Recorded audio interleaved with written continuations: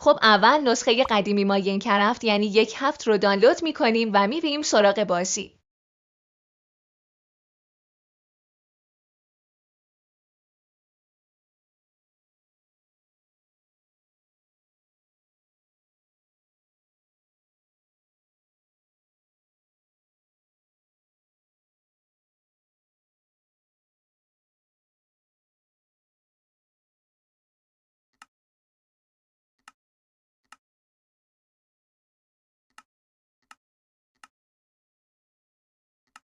اینجا بازی اشاره میکنه که به فایل‌های گوشی دسترسی نداره و شما نلاره که از تنظیمات برنامه و قسمت مجوزها مجوز فایل‌های گوشی رو بهش بدید.